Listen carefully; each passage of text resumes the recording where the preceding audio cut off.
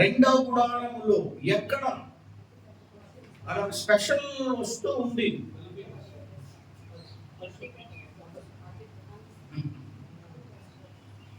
ఏంటది? నిబంధన మందసం అని చెప్పాను కదా 4 సార్లు. దాని పేరేంటి? నిబంధన మందసం, దేవుని మందసం, సాక్ష్యపు మందసం, గుడార సంబంధమైన మందసం. 10 రకాల పేర్లు ఉన్నాయి మందసం. ఇలాంటి పెట్టున్నది 3 స్థలం, 3 భాగాలు. అక్కడికి యాజకుడు అహరోను సంవత్సరానికి ఒక్కసారే ఆ రక్తము చేతబట్టుకొని వెళ్ళాలి. రోజు పోవడానికి లేదు. ప్రధాన యాజకుడు తప్ప ఎవరు లోనికి, అతి పరిశుద్ధ స్థలంలో నిబంధన మందసున్న భాగంలోనికి ప్రధాన యాజకుడు తప్ప ఎవరు పోకూడదు. ప్రధాన యాజకుడైన సంవత్సరానికి ఒక్కసారే పోవాలి. ఎట్లా పోవాలంటే తన పాప పరిహారం కొరకు, ప్రజల పాప పరిహారం కొరకు చిందించిన రక్తమును ఒక పళ్ళెములో పట్టుకొని వెళ్ళి, లోపల ఉన్న వస్తువు ఉందే, ఏంట వస్తువు చెప్పడం అన్న ఇప్పుడు చెప్పాను 10 సార్లు. ఏంటది? నిబంధన మందసం. ఇట్లా పైన మూత ఉంటుంది. పెట్టా ఆ ట్రంక్ పెట్టలు, చెక్క పెట్టలు చిన్నప్పుడు ఉండేగా, ఇవన్నీ బీరువులు. ఆ చెక్క పెట్ట మూతలేపి లేదు, అట్లా మూత మీద 2 దేవదూత రెక్కలు చాపుకొని ఉంటారు. దాని మూతని కరుణాపీఠము అంటారు. అక్కడ చల్లాలి. యేసు ప్రభు వారిని రక్తముతో పోలేదు. ఎవరు రక్తంతో పోయాడు? తన సొంత రక్తం, తాను చిందించిన రక్తం. తన శరీరములో నుండి చేతులు గాయములు, రక్తము, కాళ్ళు మేకులు కొడితే రక్తము, శిరస్సు మీద కొడితే రక్తము.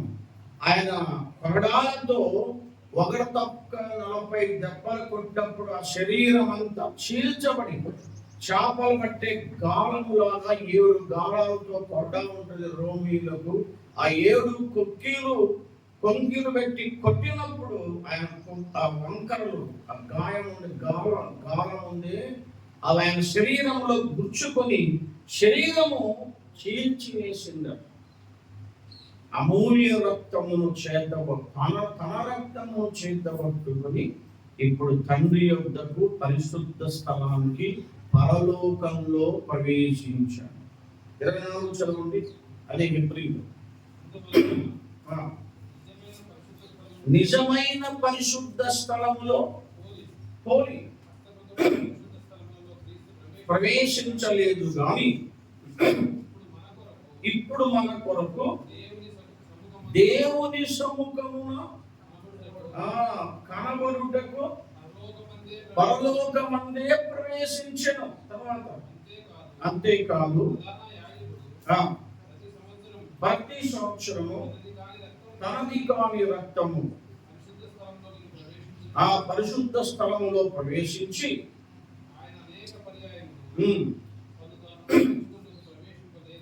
అంటే యేసు ప్రభు ప్రధాన యాజకుడైతే ఏటేటా ప్రవేశించాలి.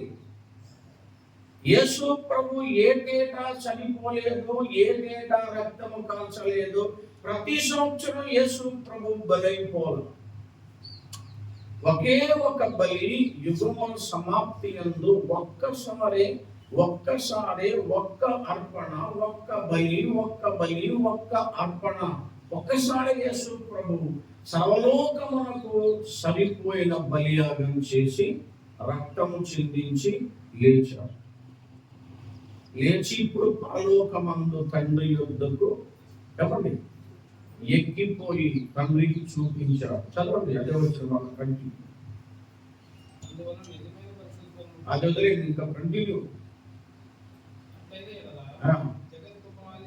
జగత్తు పునాది వేయబడ్డది మొదలుకొని అనేక పర్యాలు శ్రమపడవలసి వచ్చునంటే ఇప్పటికి 2000 సంవత్సరాలు అంటే 2000 సార్లు యేసు ప్రభు శిలువ వేయబడాలి. మరి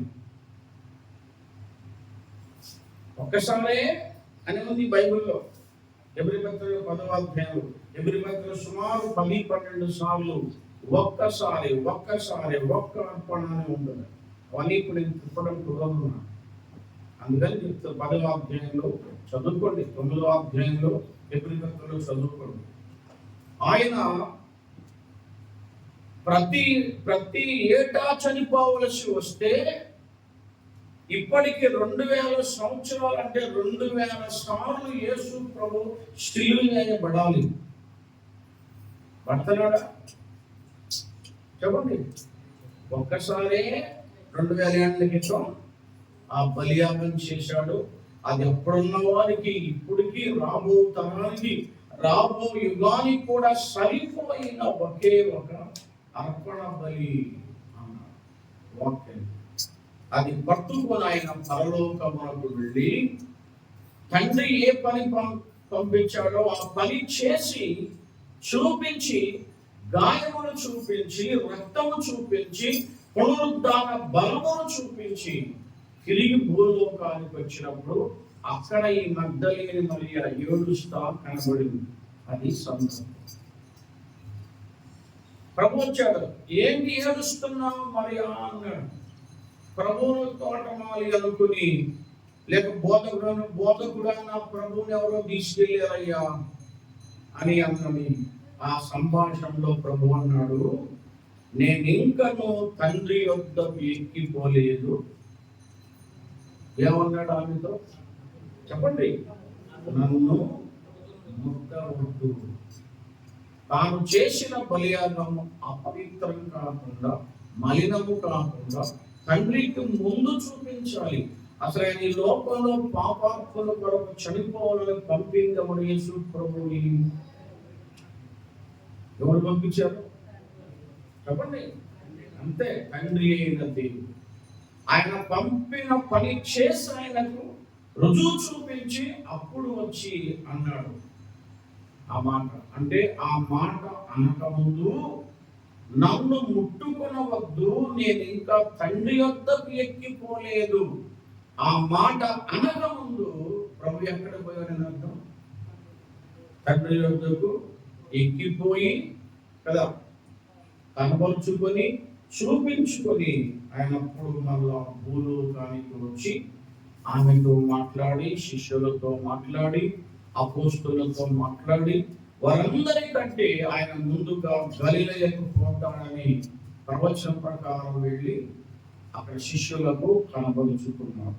నన్ను ముట్టుకొనవద్దు అంటే తాను చేసిన పని మొదట తండ్రికి చూపించాలని, తండ్రికి కనబరచకుండా అది మలినము కాకుండా ఉండాలని ఆమెలో ఏమన్నాడు? ముట్టవద్దు. రెండవ సత్యం ఆదికాండము 3:3 చూడండి. ముట్టుకొనవద్దు. ఎందుకు ముట్టవద్దన్నాడు? మగ్దలేని మరియ గురించి నేను మీకు వివరంగా సుమారు 20 నిమిషాలు చెప్పాను. ఇప్పుడు ఒక్క పాయింట్ ఎంత చెప్పాను? ఆ ఒక్క పాయింట్ 20 నిమిషాలు చెప్పాను. 20 నిమిషాలు మిగతా అన్ని చెప్పవచ్చు. అది చాలా క్రిటికల్ పాయింట్, చాలా క్లిష్టమైన పాయింట్ అది చెప్పడం. ఇప్పుడు రెండవది 3:3. ఎక్కడ 3:3? ఆదికాండం 3:3.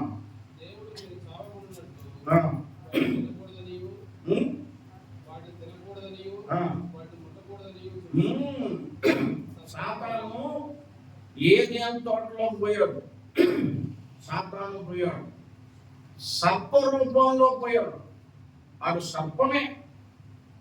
ఆది సర్పం, ఆది ఘట సర్పం, మొదటి సర్పం అని వాడి గురించి ప్రకటన గ్రంథంలో చాలాసార్లు ఉంది. సర్ప రూపములో వెళ్ళాడు సాతాను. ఆ తోటలో అప్పుడు ఆదాము లేడు, ఆ మొక్కతే ఉంది. స్త్రీ బలహీనురాలు ఉంది కదా బైబిల్లో. స్త్రీ బలహీనురాలు, బలహీనమైన ఘటం అన్నాడు. మొదటి పేతురు 3:7 పేతురు రాష్ట్రం 3:6 వివరించాడు.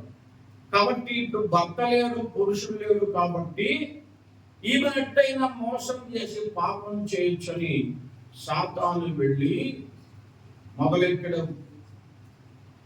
సంభాషణ మొదలెట్టున్నాడు. వాడేమో సత్యవంతుడు, నీతివంతుడులాగా ఇది నిజమా, ఇది నిజమా, దేవుడు పండు తినొద్దన్నాడా? నిజమా అంటే దేవుడు చెప్పింది అబద్ధమా? అంటే దేవుణ్ణి అబద్ధీకుణ్ణి చేస్తున్నట్లు, దేవుడు చెప్పింది నిజం కానట్లు, దేవుని కట్టడ నిబంధన నిజం కానట్లు, ఇది నిజమా, పండు తినొద్దనా ఉమ్మా, నువ్వు తింటే అందంగా ఉంటావని బాగా పొగిడాడు అనమాట. అవును, ఆడవాళ్ళు వరనే పడిపోతారు పొగిడితే. అవును, ఆడవాళ్ళు వరనే పడిపోతారు. నేను కాదు, కవులు వాళ్ళు అన్నారు చాలా మంది. పొగిడితే వరకనే పడిపోతారు. చీర పెట్టగానే మంచం మీద ముసులు అనుకున్న వాళ్ళు వేసుకొచ్చి ఇది వచ్చారా 2 వేల రకాలు వేసుకొచ్చుంటారు కదా. ఇక అవ్వను పొగట్టం మొదలెట్టాడు. ఇది నిజమా, చెమద్దన్నాడా? దేవుడు చెప్పింది నిజమా అంటే వాడు చెప్పింది నిజమా? అబద్ధికుడు కదా, అబద్ధికుడు, అబద్ధానికి జనకుడని యోహాను సువార్త 8:44 యేసు ప్రభు చెప్పాడు. వాడు అబద్ధికుడు, అబద్ధానికి తండ్రి, జనకుడు, వాడే మోసానికి మూలం అన్నాడు. తినొద్దన్నాడు, ఇది తినొద్దన్నాడా, ఇది ముట్టుకోవద్దన్నాడా అంటే నిజమండి. మా దేవుడు, మా తండ్రి ఆజ్ఞాపించాడు, ఆ పండు వైపు చూడొద్దు, దాన్ని ముట్టుకోవద్దు, దాన్ని తినొద్దన్నాడు. నిజమే అన్నాడు. అన్నదా? అల్లా సాధారణతో ఇది నిజమాని వాడు మొదలు పెట్టగానే ఈ పండు తినొద్దన్నాడు. మంచి యాపిల్ పండు తిన్నామా, ఎర్రగా బుర్రగా వస్తాము అన్నాడు. ఆశపడింది ఎర్రగా ఉంటానేమో. దీన్ని ముట్టుకోవద్దన్నాడా? Don't touch the fruit of the tree అన్నది ఇంగ్లీష్ లో.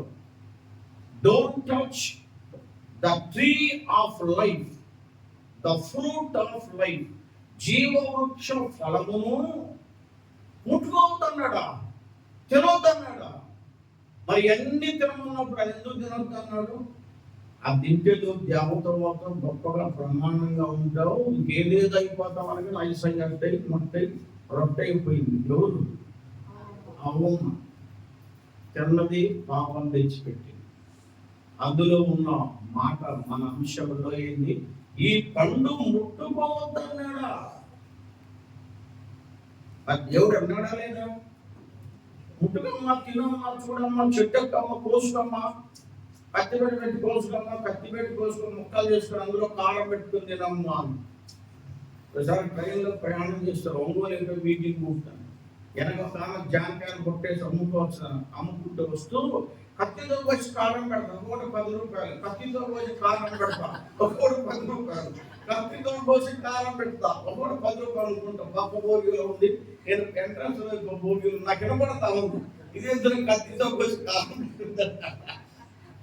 నా దగ్గర రాగానే ఏంటి, జాంకాయలు పుట్ట, ఒక జాంకాయ కోసి అందులో కారం, ఉప్పు కారం ఉంది. అది తింటారు కదా రోడ్డు మీద, జాంకాయలు కోసి దానికి కాస్త ఏదో కారం ఇస్తే ఎందుకంటే జలుబు చేయకుండా ఉంటుందని చెప్పి ఇస్తారండి బండ్ల మీద అమ్మేవాళ్ళు కూడా కదా. అలా అనుకుంటే నాకు భయం వేసింది, కత్తితో వచ్చి కారం పెడతాను. అలా తినొద్దని చెప్పరా, ముట్టుకోవద్దని చెప్పరా అని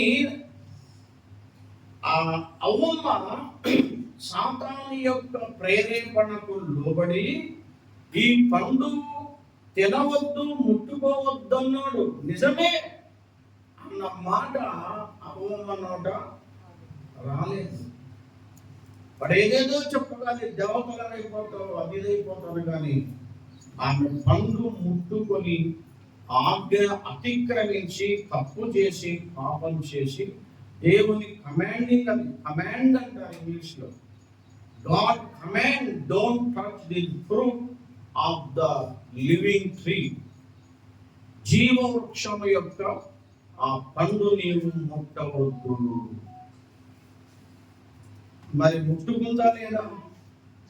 తప్పెవరిది? ఎవరిది? అవ్వమ్మదే.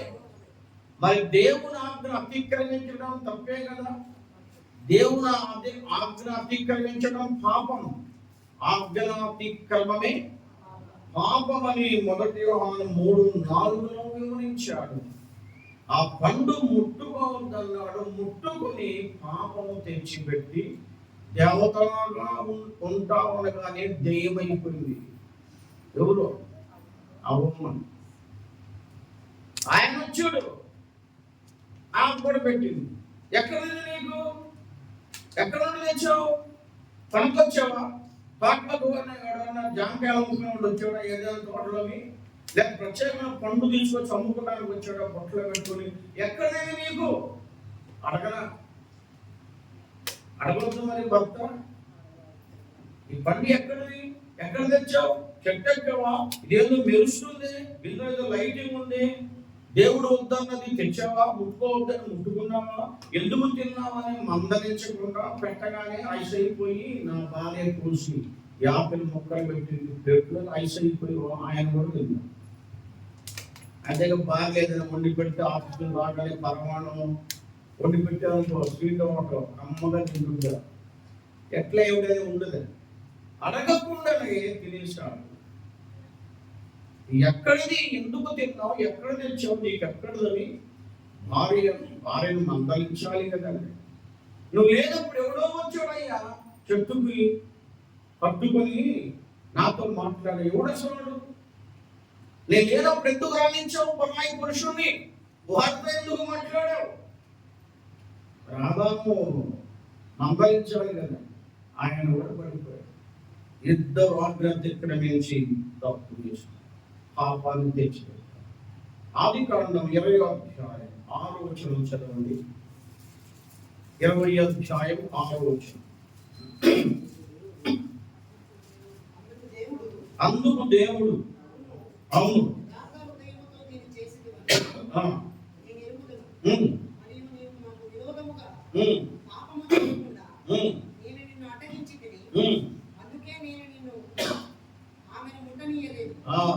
అందుకే నేను నిన్ను ఆమెను ముట్టనీయలేదు.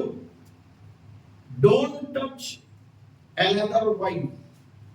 సందర్భం ఏంటంటే ఆదికాండం 20వ అధ్యాయంలో అబ్రహాము ఫిలిష్తీయుల దేశం వెళ్ళి గెరారు ప్రాంతంలో కొద్ది కాలం నివాసం ఉన్నాడు. ఆ రాజు అబీమెలెకు అనే రాజు. అబ్రహాము పోయిన తర్వాత ఆ దేశ ఆచారం ఏంటంటే ఎవడి పురుషుడైనా భార్యగా ఉందనుకో వారిని చెరబట్టి తీసుకొని పోయే అలవాటు. చెల్లెలు నా చెల్లెలు అని చెబితే ఆమెను పవిత్రంగా యోగ్యంగా వారు తమ సొంత చెల్లెల్లాగా భావించి చూసే అలవాటు ఆ దేశంలో ఉంది. అబ్రహాము ఈమెను బట్టి నన్ను చంపుతారేమో అని భార్య అంటే, నన్ను చంపి ఈమెను ఎత్తుకుపోతారేమో అని భయపడి ఈమె నా చెల్లెలు అని చెప్పాడు 20వ అధ్యాయం. అదే మాట 26వ అధ్యాయంలో కూడా వాడు కొడుకు కూడా చెప్పాడు. సేమ్ ఇద్దరు తండ్రి కొడుకు ఒకటే మాట. ఎవరు అబ్రహాము కొడుకు? ఎవరు? ఇస్సాకు. ఇస్సాకు కూడా చెప్పాడు అదే దేశంలో. ఆయన పెళ్ళైన రెబ్కా ఎవరైనా నా చెల్లి అని చెప్పాడు. ఓ చెల్లి కావాలా? అతను మన దేశానికి వచ్చాడు. ఆయన చెల్లెలు అంటే ఎవరు వాళ్ళ జోలికి పోవద్దు, పోయేవరా శిరచ్ఛేదనం చేస్తా శాసనం. చెల్లెలంటే ముట్టుకోకూడదు, ఆమె జోలికి పోదు. ఓ రోజు మేడ మీద నుండి చూస్తుంటే ఇస్సాకు భార్యతో సంసారం 26వ అధ్యాయం ఉంది 3వ వచనంలో 3 నుంచి 6 వరకు. ఏంటో నా చెల్లెని చెప్పాడు, భార్య కదా సరసాలేదని మోసం చేసిన వచ్చాడు. ఏమయ్యా ఏం చెప్పావు అని అడిగాడు. అంటే ఆ దేశంలో చెల్లె అంటే అంత గౌరవం. అందుకే అబ్రహాము తన ప్రాణం కాపాడుకోవడానికి చెల్లె అని చెప్పాడు. రాజు కూడా మా ఇంటికి వచ్చి ఉండమ్మా, మా సొంత చెల్లెలాగా చూస్తామని చెప్పాడు. కానీ ఆ రాజు ఒకవేళ ఆమెను ముట్టుకొని అపవిత్రం చేస్తాడేమోనని దేవుడు అబ్రహాము భార్య అయిన శారమ్మ అపవిత్రం కాకుండా, అన్యులు ముట్టుకోకుండా, ఆమెను ముట్టుకొని ఆమె జీవితము పాడు కాకుండా దర్శనంలో కనబడి దేవుడు రాజుతో చెప్పాడు, జాగ్రత్త, అలా అతని భార్య ఆమె ఎవరు అనుకుంటున్నావు? ఆయన భార్యే. ఆమె జోలికి వెళ్ళొద్దు, ఆమెను పాడు చేయొద్దు, ఆమెను ముట్టుకున్నావా నీ అంతు తీరుస్తాడు. ఒకటే మాట ఆది కాండంలో ఆమెను ముట్టుకునవద్దు, ఆమె ఆయన భార్య. అవునయ్యా నేనేం చేయలేదు దేవా, నేనేం చేయలేదు, ఆ శరీరంగా చూశాను, అపవిత్రపరచలేదు, మోసం చేయలేదయ్యా, నేనేం చేయలేదు రాదు. నిజమే, నువ్వు చేయకుండా నేను ఆపింది నేనే. నువ్వు తప్పు చేయకుండా, ఆమెను ముట్టుకోకుండా, ఆమెను పాడు చేయకుండా నీ మనసు మార్చి నేను ఆపింది నేనే. నేను ఆపాను కనుక నువ్వు ముట్టలా. జాగ్రత్తగా ఉండాలి విషయంలో అన్నాడు.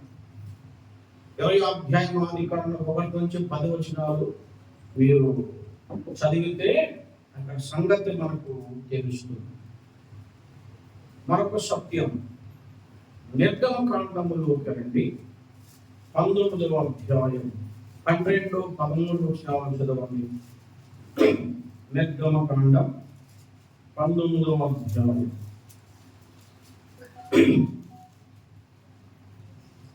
ఇందులో ఇప్పుడు మనం విన్న పాయింట్లో అంటే అబ్రహాము భార్యను ముట్టుకొనవద్దని దేవుడు కలలో హెచ్చరించాడు రాజుని. అందులో ఉన్న సత్యం ఏంటంటే, ఎవరైనా కానీ దేవుడు తనకిచ్చిన భార్యతో సంతోషించాలి కానీ పరాయి స్త్రీని ముట్టకూడదని దేవుడి శాసనం. దీని గురించి లేవియా కాండం, నిర్గమకాండంలో చాలా శాసనాలు ఉన్నాయి. పరాయి స్త్రీని నీవు ముట్టవద్దు, ముట్టేవా రాళ్లతో కొట్టి చంపమని దేవుడు లేవియా కాండం 18వ అధ్యాయంలో, 20వ అధ్యాయంలో, ద్వితీయోపదేశ కాండములో కూడా దేవుడు హెచ్చరించాడు. అది అందులో సత్యం. ఇప్పుడు నిర్గమకాండం 19వ అధ్యాయం 12, 13 చదవండి.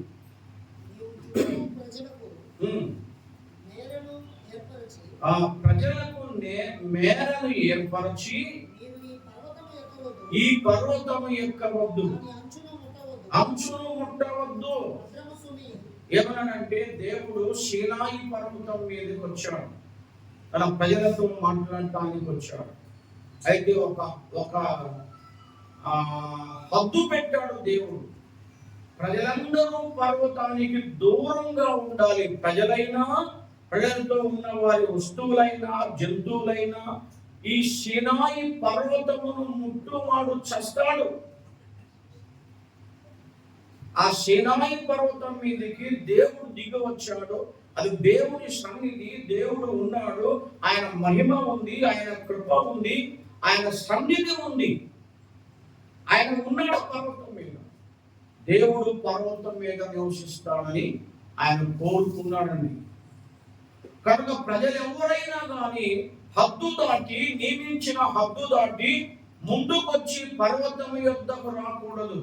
ప్రజలు రాకూడదు, నాయకులు రాకూడదు, గోత్రకర్తలు రాకూడదు, వారితో ఉన్న జంతువైన, ఎద్దైన, బర్రైన, గొర్రైన ఏదైనా ఈ సీనాయి పర్వతమును ముట్టుకుంటే చస్తారు అన్నాడు. అయితే మోషే, అహరోను మాత్రమే ఎక్కి రమ్మని దేవుడు అందులో ఆజ్ఞాపించాడు. ఎందుకు పర్వతమును ముట్టవద్దు అన్నాడు, ముట్టితే చస్తాడు అన్నాడు అంటే అక్కడ దేవుని మహిమ ఉంది, దేవుని సన్నిధి ఉంది, దేవుని ఆజ్ఞ ఉంది.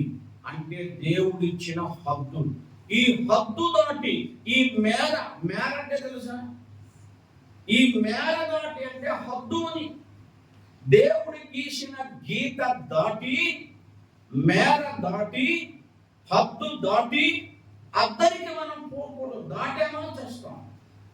అంటే దేవుడు ఇచ్చిన క్రమమునకు, చూపిన మేరకు, ఇచ్చిన హద్దులకు లోబడి, కట్టుబడి, విధేయులుగా మనం ఉండాలి కదా. ఈ హద్దు దాటి వస్తే కుదరని ఆజ్ఞాపించాడు.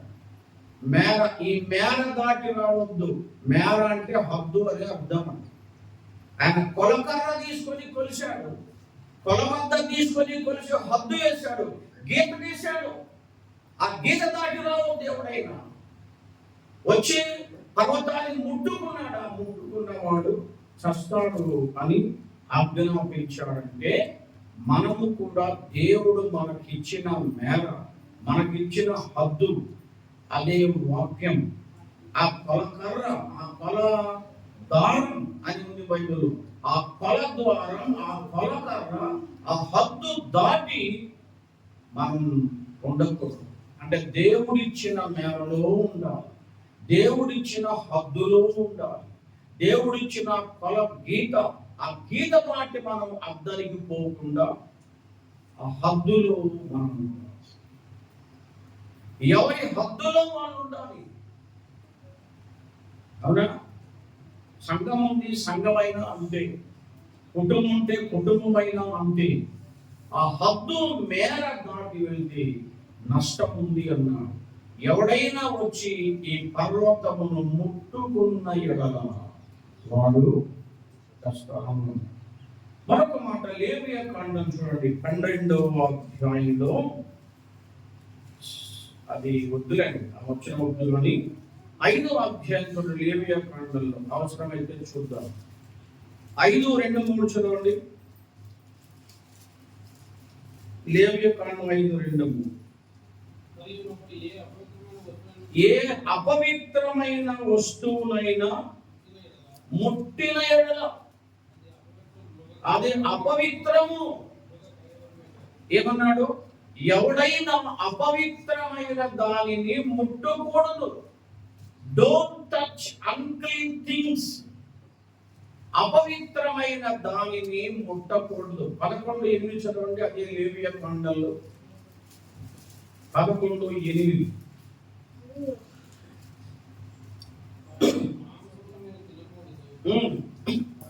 అంటే ఈ అధ్యాయంలో మనము ఏ వస్తువులు తినాలో, ఏ జంతువులు తినాలో, ఏ జంతువులు తినకూడదో, అందులో పవిత్రమైనవి ఏంటో, అపవిత్రమైన ఏంటో 2 భాగాలు చేశాడు దేవుడు. సృష్టించిన జంతువులు. పంది ఉంది, ముట్టుకోవద్దు, తినవద్దు అన్నాడు. ఎందుకంటే నెమరు వేయనిది. 2 కాళ్ళు ఉన్నా, 2 గిట్టలు ఉన్నా, 4 కాళ్ళు ఉన్నా, నెమరు వేయని ఏ జంతువునైనా మీరు తినవద్దని స్పష్టంగా ఆజ్ఞాపించారు. నెమరు వేసే జంతువులు పవిత్రమైనవి, వాటిని తినవచ్చు అన్నాడు. చదవండి 11:8. ఏమన్నాడు? మళ్ళా చదవండి 8 నుంచి. వాటి మాంసము తినవద్దు, వాటి కళేబరములు ముట్టకూడదు, చచ్చిన వాటిని ముట్టవద్దు అన్న. అవి మీకు అపవిత్రములు. ఏమన్నాడు? వాటిని ముట్టవద్దు, అపవిత్రమైనవి. నెమరి వేయని జంతువు ఏదైనా ఉంటే వాటిని మీరు తినవద్దు. ఏమి తినాలో, పవిత్రం ఏంటో చెప్పాడు. ఏమి తినకూడదు, అపవిత్రమైన జంతువులు ఏంటో చెప్పాడు. అవి నెమరి వేయని జంతువులు, వాటిని తినొద్దు, ముట్టుకోవద్దు, రాళ్లతో కొట్టి చంపాలి అన్నారు. లేవియా కాండం 15 ఇందాక ఏం చెప్పాడు? 12:4 ఒక సమస్య అండి, ఒక సమస్య. ఈ సమస్య పాత నిబంధనలో ఉంది కానీ కొత్త నిబంధనలు ఏమీ లేదు. ఏ స్త్రీ అయినా ప్రసవించిన తరువాత ఆమె ఎన్ని రోజులు కడగా ఉండాలో చెప్పాడు. రూల్స్ ఎక్కువ పాత నిబంధనలు స్త్రీల గురించి ఉండేది. ఒక డెలివరీ అయిన ఒక స్త్రీ ఆమె అపవిత్రురాలు కనుక దేవుని మందిరంలో ప్రవేశించకుండా, ఆమె చెప్పాలని నాకు కూడా రావట్లేదు, ఆమె ముష్టుది కనుక, ముష్టి అంటే కుష్టివాది కాదు, దూరంగా ఉంది కనుక, అరవై దూరం అంటే ఆడవాడు దూరంగా ఉండమంటారు కదా, అలాంటి పరిస్థితిలో ఉన్నప్పుడు ఆమె ఉండవలసిన పద్ధతి క్రమాన్ని చెప్పి, ఆమె నా సన్నిధికి రాకూడదు, నా మందిరంలో దేనిని ముట్టవద్దు, ముట్టితే రాళ్లతో కొట్టి చంపాలన్నాడు. ఇది పాత నిబంధనలో రూల్ ఉందండి. చాలా మంది దీని గురించి ప్రశ్న అడుగుతుంటారు. మరి కొత్త నిబంధనలో నేను కడగా ఉన్నానయ్యా, గుడికి రావచ్చా అని ఏం చెప్పాలో మనకు కూడా అర్థం కాదండి దాని మీద. పాత నిబంధనలో రూల్ ఉంది, కొత్త నిబంధనలో రూల్ ఏమీ లేదు. కానీ మన హృదయము యోగ్యంగా పవిత్రంగా నిర్మలంగా ఉన్నప్పుడు స్నానమాచరించి దేవుని యొద్దకు రావచ్చు. అక్కడ నిబంధన ఉంది. ఇప్పుడు ఆ నిబంధన యేసయ్య తొలగించాడు, ఆ రూల్స్ అన్ని సిలువలో కొట్టివేశాడు అంతే. మరి పాత నిబంధన అంతా కొట్టివేయబడినట్టు రూల్స్ అంత బైబిల్లో ఉంది కదా, ఆ మాట ఉంది. కానీ ఇప్పుడు లేదు. ఆఖరిగా ముగిస్తాను, దాన్ని ఇంకా వివరించడం నాకు ఇష్టంగా ఉంది అలాంటి పాయింట్. దినవృత్తాంతాల మొదటి గ్రంథం 16:22 చదవండి.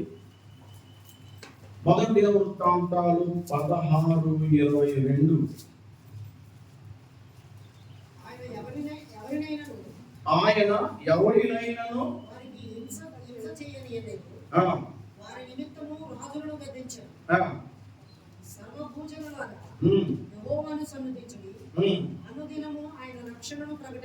మళ్ళా చదువుకోవచ్చును. ఆయన ఎవరినైనాను హింస చేయనీయలేదు, వారి నిమిత్తము రాజులను 105వ కీర్తన వచనం 15. 105:15. ఆయన ఎవరినైనాను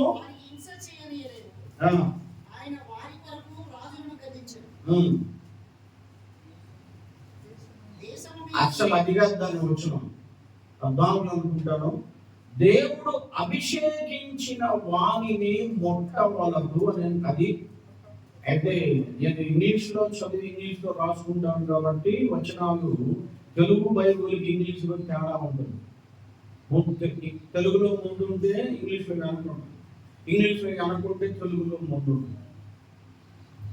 మధ్య ఎక్కడ వాక్యం చెప్తూ అక్కడ మీటింగ్స్లో సంఘము గురించి మాట్లాడుతూ, సంఘం అంటే 4 భాగాలు చెప్తారు. 4 భాగాలు, 4 ముక్కలు అంటే సంఘం. ఫిలిప్పీ 1:1 చెప్పారు. తెలుగులో ఏముంటుందంటే ప్రారంభం చదవండి, ఫిలిప్పీ పత్రిక 1:1. ఒక వివరణ కోసం చెప్ప టైం అయిపోయింది. నేను అన్న టైం ప్రకారం ముగించేశాను. కానీ నేను చెప్పిన 2 వచనాల్లో దేవుడు అభిషేకించిన వాణిని 104 వచనం అనుకుంటా, ఇంగ్లీష్లో 105లోకి వచ్చింది కాబట్టి 105 అని చెప్పా.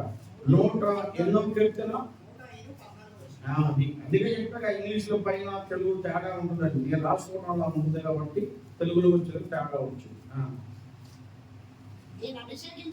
అది ఆ ముక్క రావాలి. 114. నేను అభిషేకించిన వాణిని ముట్టకూడదు. Don't touch my servants who are anointed by me. నేను అభిషేకించిన రాజైన, సేవకుడైన, పాస్టర్ గారైనా ఎవరైనా కానీ నేను అభిషేకించిన వాణి జోలికి పోవద్దు, ముట్టుకొనవద్దు, జాగ్రత్త అన్నాడు. అది 2 చోట్ల అదే వచనం. ముందు బాగా మొదటి వెనక చదివేస్తున్నాడు వచనంలో, ఇంగ్లీష్లో కింద పైన ఉంటాడు. ఫిలిప్పీ పత్రిక చదవండి 1:1. ఫిలిప్పులో ఉన్న క్రీస్తు యేసునందలి సకల పరిశుద్ధులకు, అధ్యక్షులకు, పరిచారకులకు క్రీస్తు యేసు దాసుడైన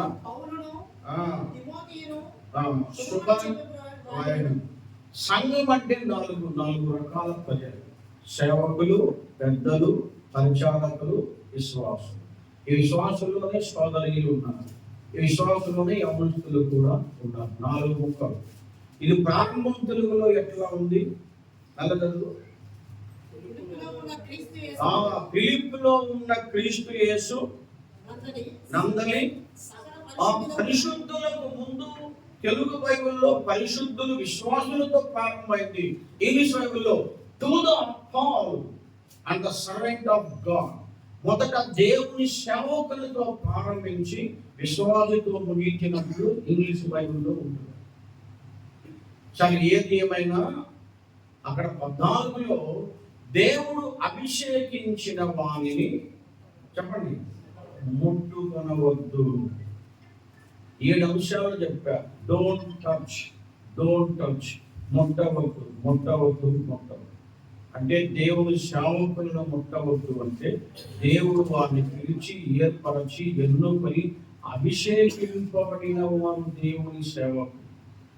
జాగ్రత్తగా వారి పట్ల మనం గౌరవిస్తూ లోబడుతూ పద్ధతిగా మాట్లాడుతూ ఉండాలి. మంచిది. దేవుడి సత్యమును దీవించుగా. కృపగల తండ్రి, మీకు స్తోత్రం. ఇంతదనుక క్షేమంగా సజీవంగా ఉంచిన దేవా స్తోత్రం.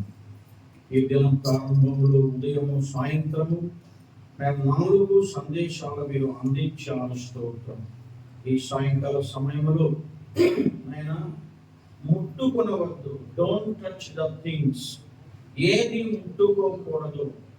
ముట్టుకుంటే వచ్చేటువంటి నష్టాలు కష్టాలు ఏంటో మీరు మాకు వివరించారు. అపవిత్రమైనది, అయోగ్యమైనది, వ్యర్థమైనది విశ్వాసులు ముట్టకూడదు. అయోగ్యంగా అపాత్రంగా కూడా మీ బల్లలో మీ రొట్టె, మీ దేహానికి సాదృశ్యమైన రొట్టె, మీ రక్తానికి సాదృశ్యమైన రసపాత్రలో కూడా అపవిత్రంగా అయోగ్యంగా మేము ముట్టుకోకూడదు. ముట్టుకుంటే నష్టం ఉందని కొరింథీ పత్రికలో వివరించారు. జాగ్రత్తగా లాభంగా మా జీవితాన్ని కొనసాగించుకొని దీవెన కృప దయచి అందరినీ దీవించు, సంఘాన్ని దీవించు, రాత్రి కూడికకై సిద్ధపరచుమని యేసు ప్రభు నామములో స్తుతించి వేడుకొనుచున్నాము తండ్రి. అందరికి వందనాలు. మీకు బుక్స్ చదివే అలవాటు ఉంటే ఎవరికైనా పుస్తకాలు, ప్రకటన గ్రంథ ధ్యానాలు నేను రాసిన 8వ బుక్, అందులో లోతైన సత్యాలు మర్మాలు చదివి తెలుసుకోవాలనుకుంటే కొనుక్కోండి, మీ ఇష్టం. రూపాయలు చాలా పేరు.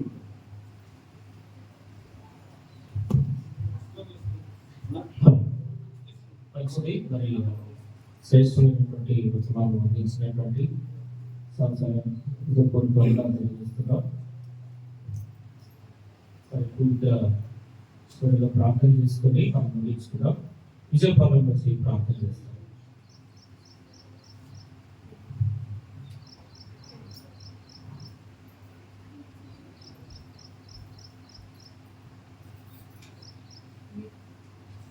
ప్రార్థన చేసుకుందాం.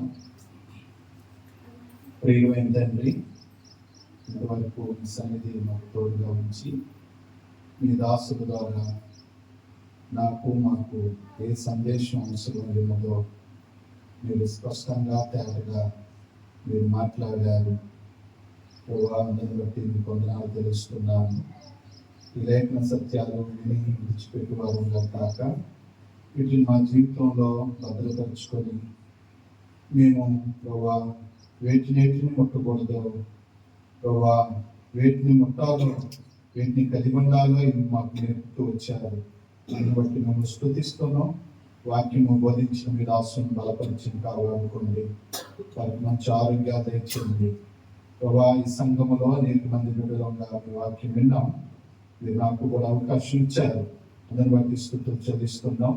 జరిగించిన పరిచర్య అంతటికి మీరు ఫలింపులో తీసుకురండి నాయన. మా జీవితాల్లో ఉన్న పాప శాపము నుంచి విడుదల పొంది మీ రక్తం చేత శుద్ధి చేయబడి పవిత్రపరచబట్టకు సహాయం చేయండి. ఏర్పాటు చేసిన ఈ కోరికలను ప్రభా మాకు ఆశీర్వాదకరంగా ఈ ప్రాంత ప్రజలందరికీ రక్షణార్థంగా మలచి ముందున్న సమయాలు కూడా మాకు ఆశీర్వాదకరంగా చేయమని, వాతావరణంలో మీరు అనుకూలపరచమని, బలపరిచి మహిమ పొందమని దయగలిగిన యేసు క్రీస్తు నామంలో ప్రార్థిస్తున్నాం తండ్రి. మంచిది. ఈ కోరిక ఎంతటితో ముగించబడింది. తన రాత్రికి 7 గంటలకు కోరిక ప్రారంభించబడుతుంది. కాబట్టి సమయం గమనించి ప్రతి ఒక్కరు కూడా మరి స్థలానికి చేరురావాలని పేరుతో కోరుతున్నాం. మరి సంవత్సరంగా రాసినటువంటి ప్రకటనల కింద బుక్స్ ఉన్నాయి. కావలసిన వారు సంప్రదించండి. అందరికీ ప్రేమ వందనాలు.